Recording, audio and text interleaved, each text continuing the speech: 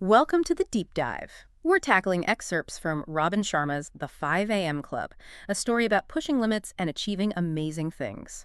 Let's break it down and see how it applies to your life. What's great is how Sharma uses a story. We're watching a transformation happen. Way more engaging than just tips. We start at a conference, meet this spellbinder, looks homeless. I was like, what's his deal? Yeah. Then he gives this powerful speech, overcoming challenges, embracing discomfort. Like secret knowledge. That contrast, appearance versus words, makes you think. Challenges are ideas about success, wealth, even wisdom. We find out later he's actually a billionaire philanthropist named Stone Riley. Whoa. Could flaunt it, but chooses a simpler life. Makes you wonder. It does. One line hit hard.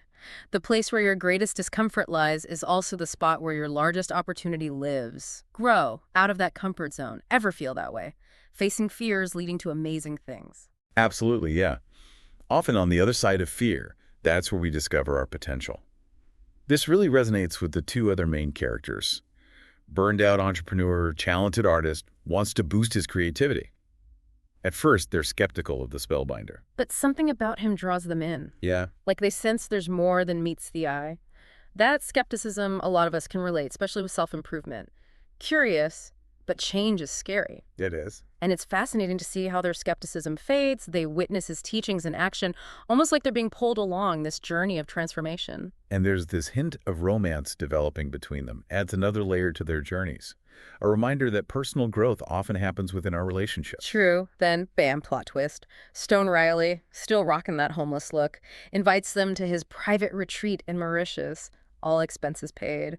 Private jet. Wow. Plot twist. Right. Remember, this is the same guy who walked in looking like he had nothing. Reinforces that idea, don't judge a book by its cover. Sometimes the most valuable things, they aren't flashy. I'd be hesitant. But there's something about Stone Riley. Makes you trust him, even if you don't get him. So they take the leap, embark on this adventure. You know what happens when you step outside that comfort zone. Open yourself up to incredible experiences. Exactly. It's like saying yes to the unknown. That's often where the most significant growth happens. They land in Mauritius.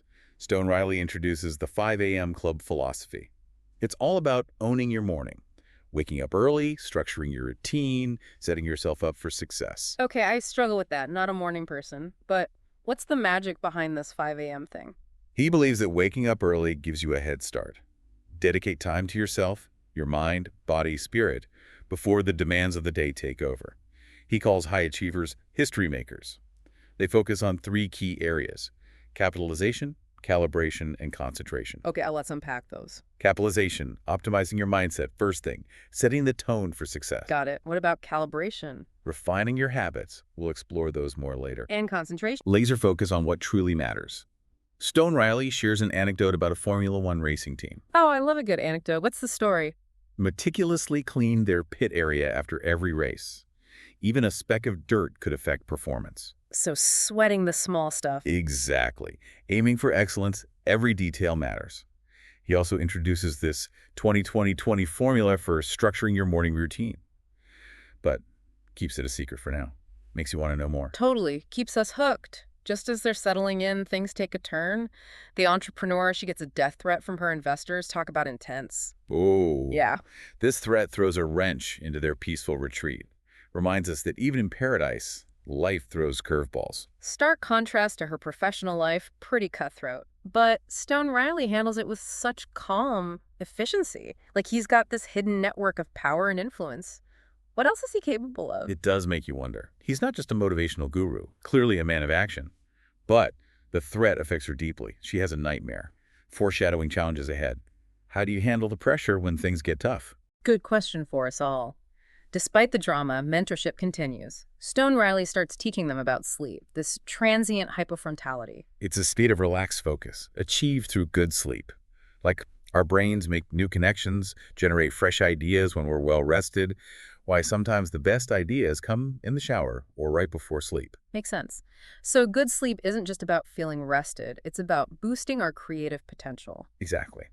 To illustrate, he takes them to the Roman catacombs. Journey into the depths of human existence, surrounded by remains of ancient Romans. Wow. What was the takeaway there? A stark reminder of our mortality, preciousness of time. He shares a quote: "All the best men and women of the world have one thing in common: extreme suffering.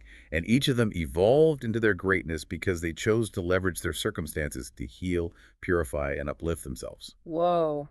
Turning difficult experiences into opportunities for growth, transformation, life throws curveballs. How you respond defines you. Exactly. He then introduces the heroic human circle, a diagram representing different virtues: honesty, bravery, growth, service. Highlights that true leadership, it's about more than just personal success, it's about positive impact on the world. It's like he's challenging them to become a force for good, not just successful individuals. Speaking of success, what is this 20-20-20 formula all about? Get ready. He finally reveals the details. Trust me, you'll want to try this. Okay, I'm ready. Tell me everything.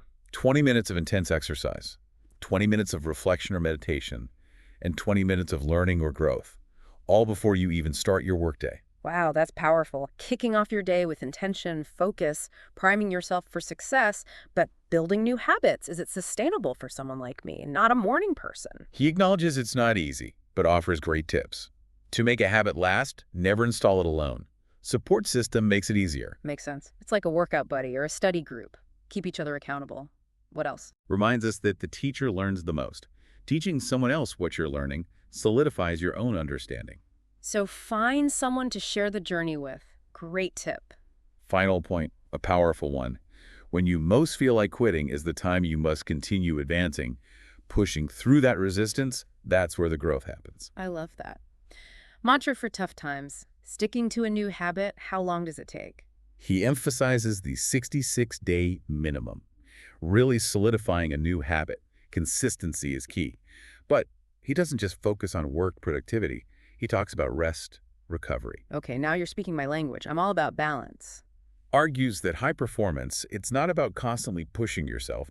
It's about alternating periods of intense output with meaningful recovery, working smarter, not harder. Intrigued. What are some of his strategies? The 60-10 method.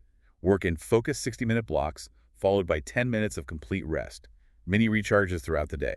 Makes sense. It's easy to get caught up in the hustle, forget to take breaks. Sounds like he's advocating for a more sustainable way to live, work. Exactly. And he doesn't stop there. Advocates for at least 2 full zero-device days off each week.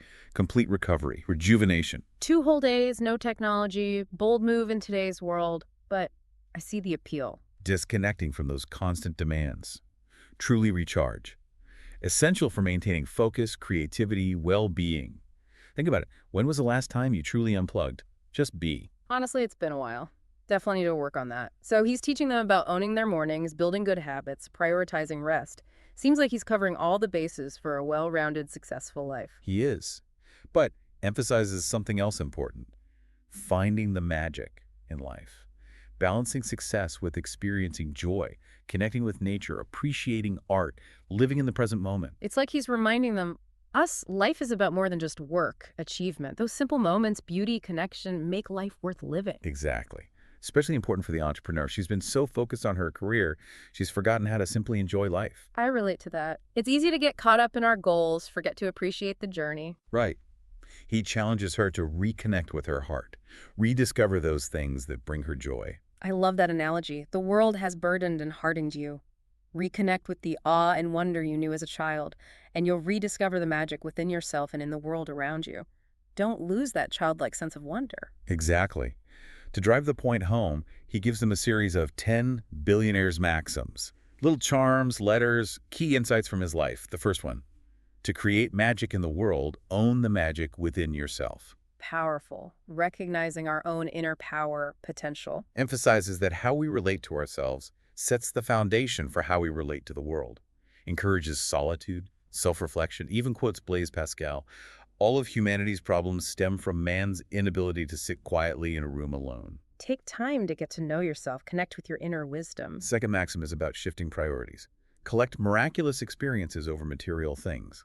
Reminds them of the joy, wonder they felt as children, simply exploring. True wealth lies in experiences, connections, not material possessions. He encourages them to rediscover that childlike awe, appreciation for simple pleasures.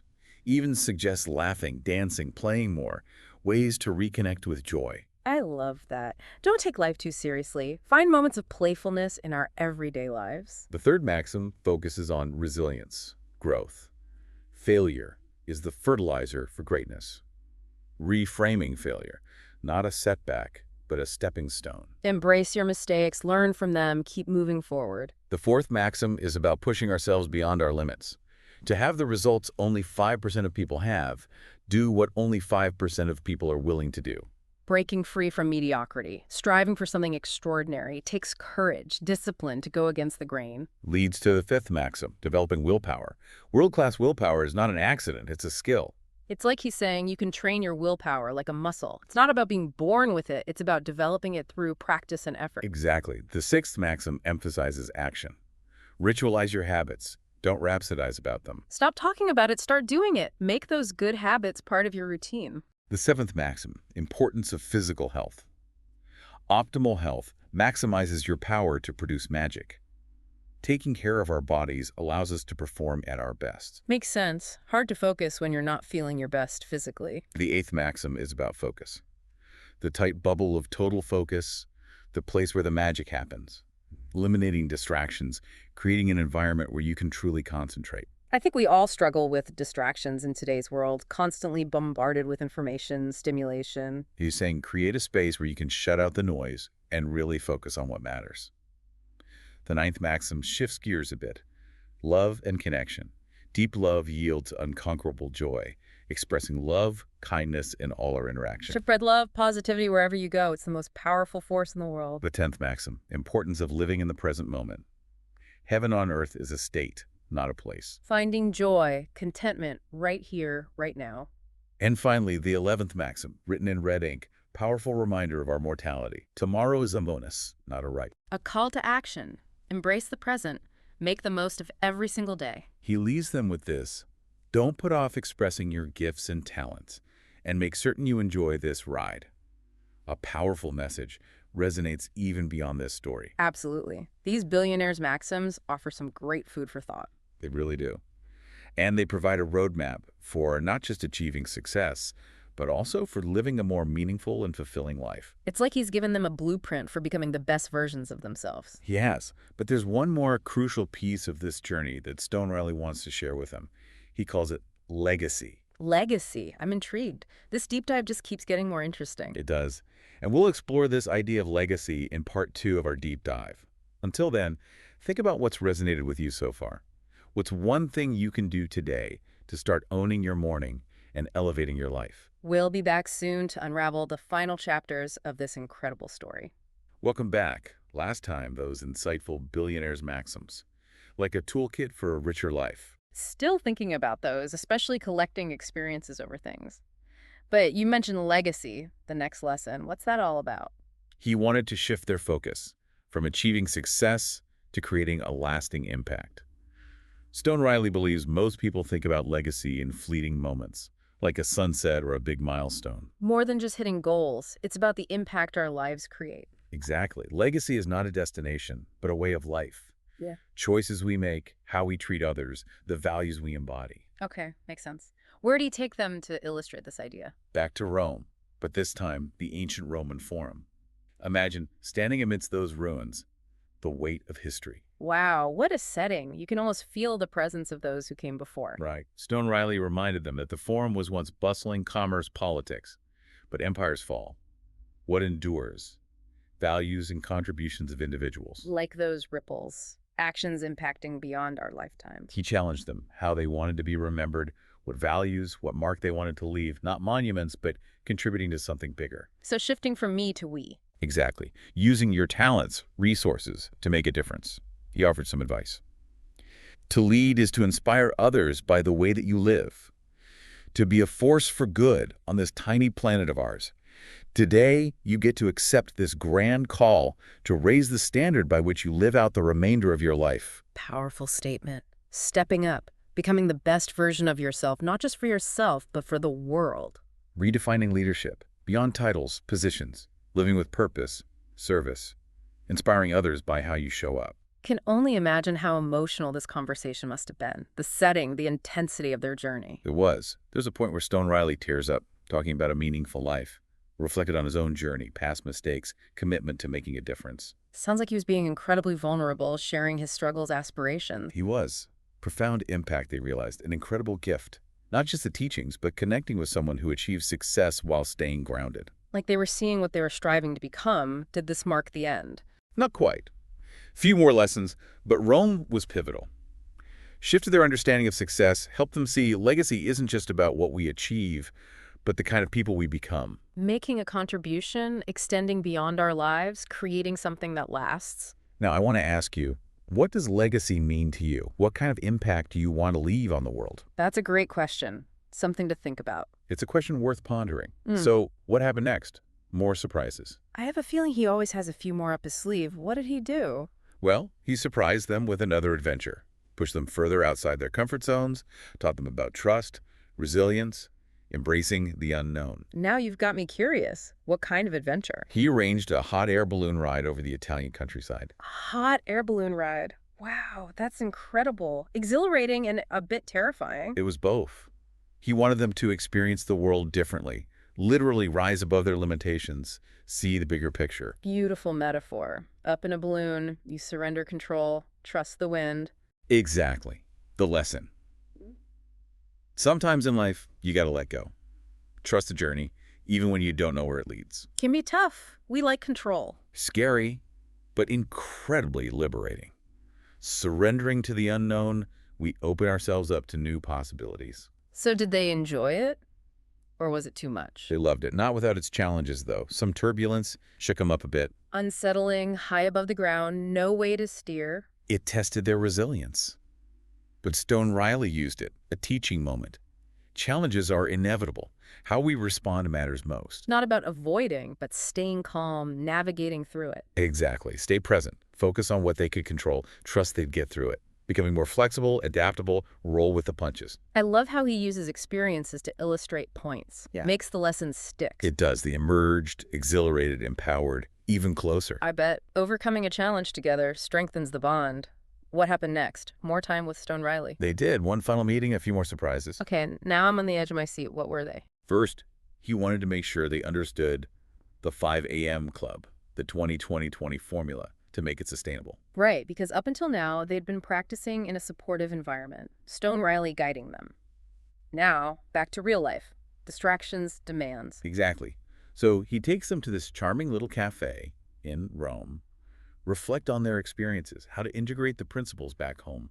I love that. A cafe in Rome. Very relatable. Reinforces the idea personal growth is something we can weave into our everyday lives. He reminded them of the 66-day minimum, consistency, discipline. Easy to let those good habits slip once you're back in your routine, especially without a plan. Exactly. So he encouraged them, set clear intentions, create a plan, and most importantly, hold each other accountable. Like their own accountability partnership. He reminded them of community, connecting with others committed to personal growth. Such a valuable point. We're more likely to succeed with support, like-minded individuals, cheering us on, like your own cheer squad. And then, something cool.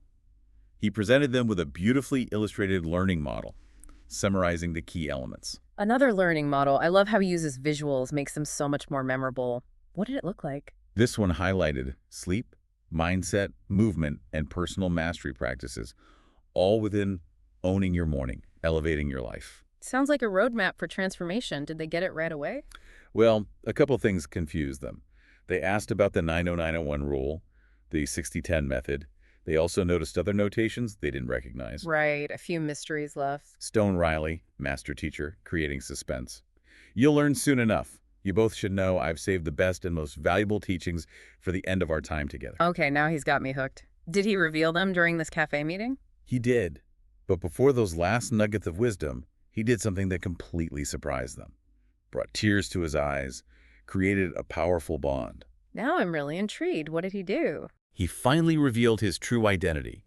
He was the spellbinder, the one from the conference. He had presented himself as homeless to challenge their assumptions, teach them about judging others, the true nature of success. Wow. Bold move. Can't believe he kept that secret. How did they react? Shocked, of course, but incredibly touched. Honesty, vulnerability, profound connection, understanding. Solidified their trust, deepened their respect even further. It did. Set the stage for those final game-changing teachings. All right, I'm ready. What did he share? Well, we'll have to save those for part 3 of our deep dive. But before we go, think about this incredible journey. From morning routines to mindset shifts to rest and finding magic, Stone Riley's teachings offer a blueprint for a life you love. What's resonated most with you so far? We've covered so much already. An incredible journey. Can't wait to hear those final teachings. We'll be back soon to reveal the grand finale, explore how you can apply these powerful lessons. Back for the final part of our deep dive into the 5 a.m. Club. I'm still processing that last reveal, Stone Riley, the spellbinder. The story got deeper. Brilliant way to challenge perceptions, looking beyond the surface. But let's get to those final teachings. Right. We were left hanging with the 90901 rule, the 60-10 method. What are they all about? The 90901 rule, it's a productivity powerhouse. First 90 minutes of your workday, your most important task, consistently for 90 days. So no emails or small tasks, straight for the big one, could lead to major breakthroughs. Exactly, focusing your energy where it matters. And the 60-10 method, those work-rest intervals, work 60 minutes, 10-minute break to recharge. Our brains aren't designed for sustained focus, need those breaks, all work and no play. Right, it's not about exhaustion, but working sustainably, energetically. And those zero device days, disconnecting to truly unplug. 2 days a week, no phone, internet, distractions. Almost impossible today, but I see the benefit. Reclaiming your time, attention, being intentional with your energy. So are the 90901 and 6010 just about getting more done, or is there something more? Definitely a connection to productivity, but it's also about working smarter, aligning your actions with what matters, personally and professionally. Taking control of your day. Exactly. And those zero device days, a reminder to slow down, appreciate the simple things, connect on a deeper level. Finding balance between achieving and just being. Did Stone Riley stop there? What was that final lesson? He reminded us, true success isn't just external achievements. It's about becoming the best versions of ourselves. The journey, not just the destination. Personal mastery is ongoing. Challenging yourself, continuously learning, cultivating virtues, courage, humility, integrity, compassion. Success is an inside job. Mindset, values, character. And to symbolize this journey, he gave them each a compass, engraved with the words, "Own your morning, elevate your life." Beautiful, symbolic. Their inner guidance system, ability to navigate, stay true to their values, aspirations. Trust your intuition. Listen to your heart. Never stop exploring who you are, what you can become. They returned home, not just with tools, techniques, but a transformed perspective. They continued practicing the 5 a.m. Club principles, supporting each other. Their own little community of growth. As they applied these principles, they saw extraordinary results in all areas of their lives. The entrepreneur's business flourished, the artist's work reached new heights, but more importantly, they found balance, fulfillment. They discovered true success isn't just about what you achieve, but who you become along the way. That's it. Isn't that what we all want? A life that is meaningful, successful, reflects our values, allows us to make a difference. Absolutely. So what does this mean for our listener? What can they take away from the 5 a.m. Club? A reminder, we all have the potential to create extraordinary lives. Taking ownership of our mornings, making time for personal growth, aligning our actions. Embracing those moments of discomfort, challenge, knowing they hold the seeds of our greatest growth. And remembering that success is not a destination, but a journey of continuous learning, growth, and contribution. What's one small step you can take today to own your morning, elevate your life? The journey of 1,000 miles begins with a single step. What will your first step be? Thanks for joining us on this deep dive. We hope you've been inspired to unlock your own potential, create a life that is truly extraordinary.